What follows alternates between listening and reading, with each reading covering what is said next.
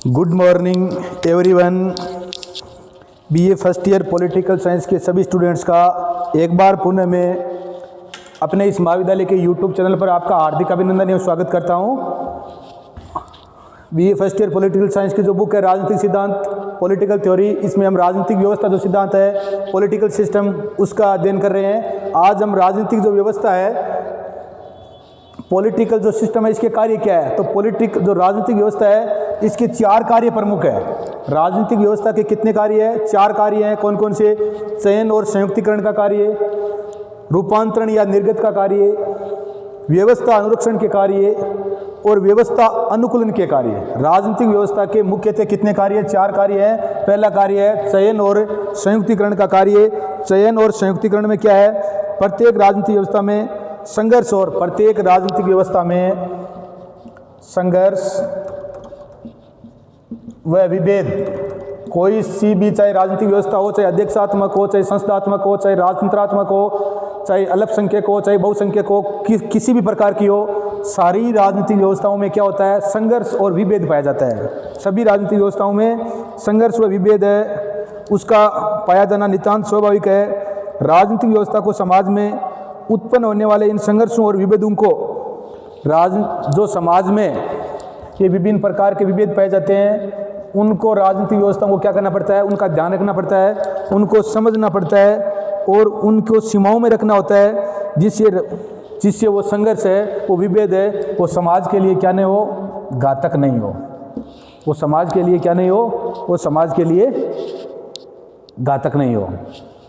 तो चयन और संयुक्तिकरण है, इसमें हम जो मांगे राजनीतिक समुदाय द्वारा या इसके लिए राजनीतिक व्यवस्था उन मांगों पर ध्यान देना होता है।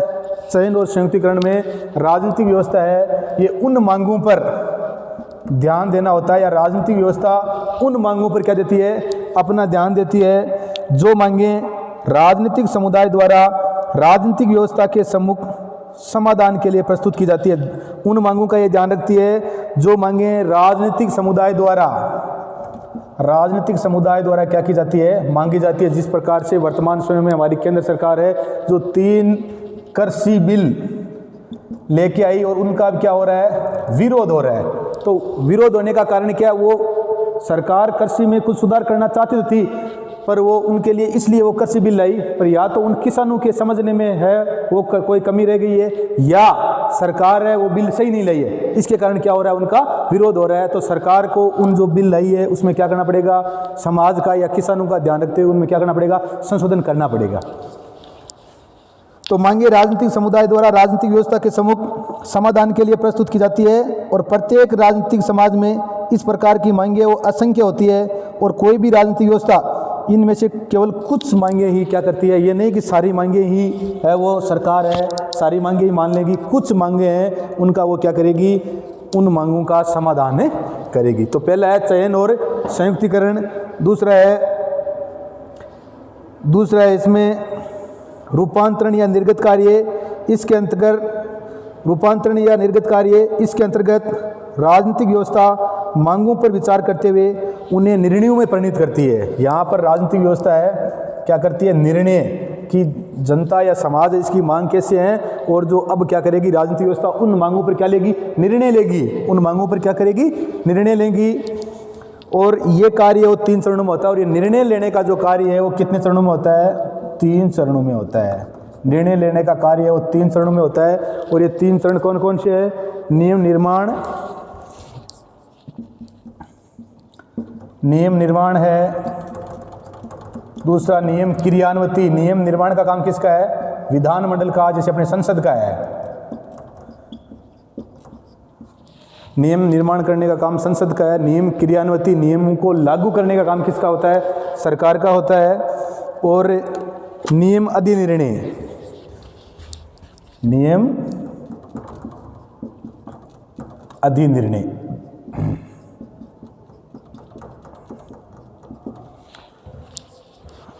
उन नियमों का जो सरकार ने लागू किया या क्रियान्वयन किया है वो उनकी जनता का समर्थन उनका किस प्रकार है? ये क्या कहलाता है? नियम अधिनिर्णय है।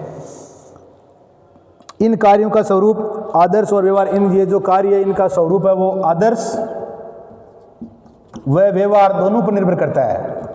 आदर्शात्मक भी होता है तो व्यवहारिक रूप से भी क्या होते हैं, ये सही होते हैं। दोनों का इसमें क्या होता है, मिला जुला रूप होता है।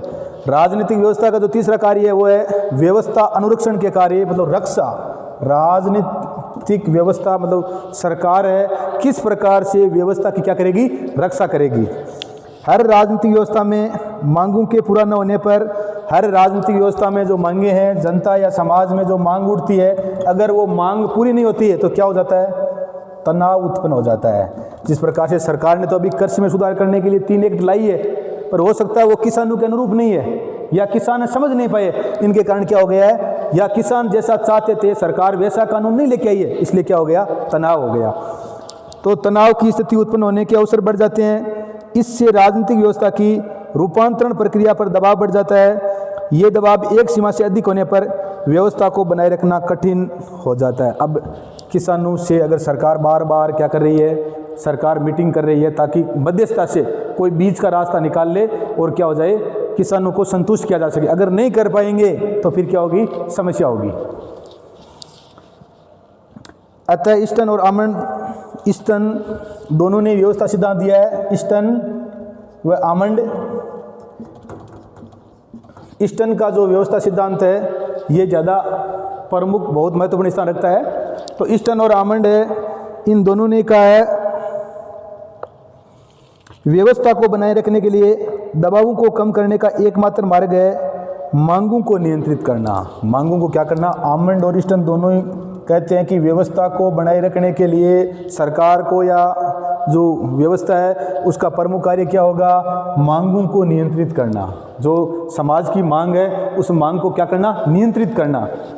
मांगों को नियंत्रित करना, मांगों को नियंत्रित करने का कार्य, और ये मांगे हैं, इन मांगों को किस प्रकार नियंत्रित किया जा सकता है, इसके प्रमुख है वो कार्य है वो क्या है। तो मांगों को नियंत्रण कैसे कर सकते हैं, सबसे पहले राजनीतिक दलों और हित समूह के आधार पर जितने भी राजनीतिक दल है, सरकार अगर कोई भी कानून बनाएगी तो राजनीतिक दल और जो हित समूह है उनको ध्यान में रखकर पहले उनसे क्या करेगी, बातचीत करेगी। और वो भी जो भी कोई कानून लाए या सरकार कोई भी काम करे तो राजनीतिक दल और हित समूह उनकी भी राय जाने, वो भी उनसे क्या होनी चाहिए, सहमत होनी चाहिए। दूसरा है संचार माध्यमों के आधार पर।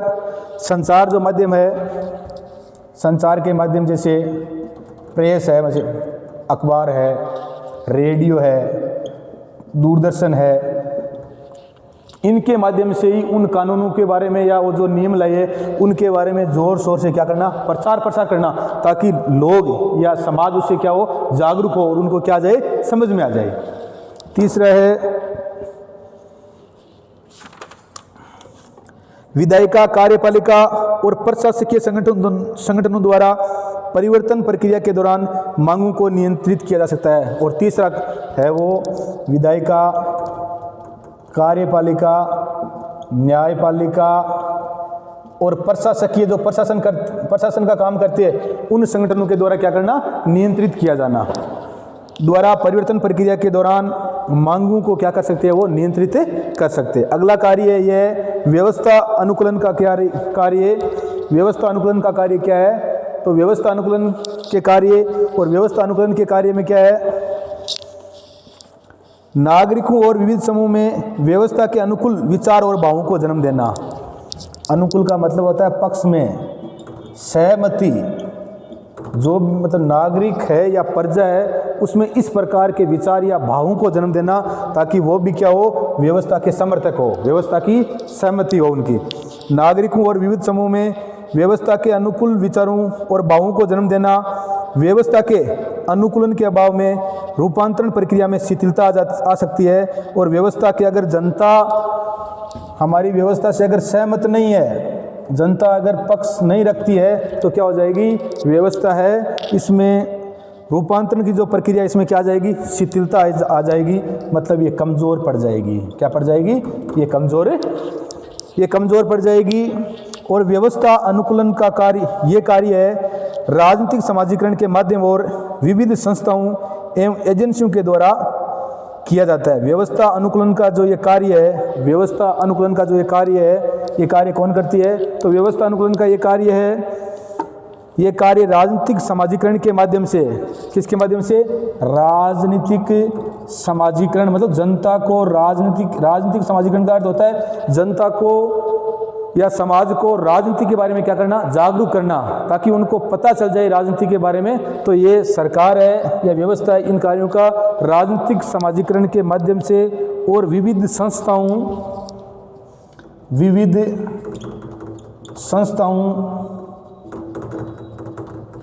व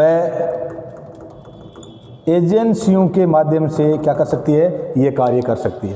तो आज हमने हमारी इस क्लास में राजनीतिक व्यवस्था, जो पॉलिटिकल सिस्टम है, इसके कार्य क्या है? 4 प्रमुख कार्य है। पहला इसका चयन और संयुक्तिकरण का कार्य।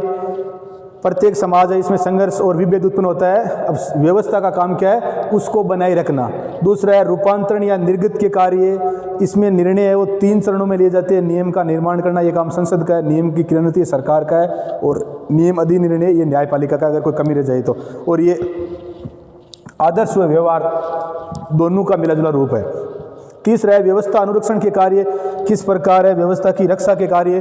तो मांग और तनाव अगर वहाँ पे उत्पन्न होता है तो मांगों को क्या करना? नियंत्रित करना।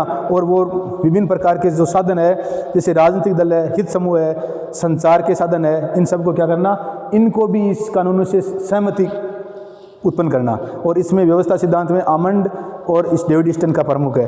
और चौथा है व्यवस्था अनुकूलन के कार्य। समाज है वो, उससे क्या होना चाहिए? सहमति होनी चाहिए, उसकी सहमति जाननी चाहिए। और सहमति जानने के साधन है वो राजनीतिक समाजीकरण।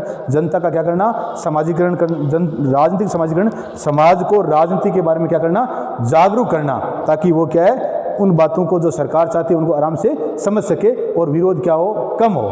तो आज की हमारी क्लास में हमने राजनीतिक व्यवस्था है, इसके जो कार्य है इनका अध्ययन किया। और वीडियो को लाइक, शेयर व सब्सक्राइब कर देना। धन्यवाद। जय हिंद।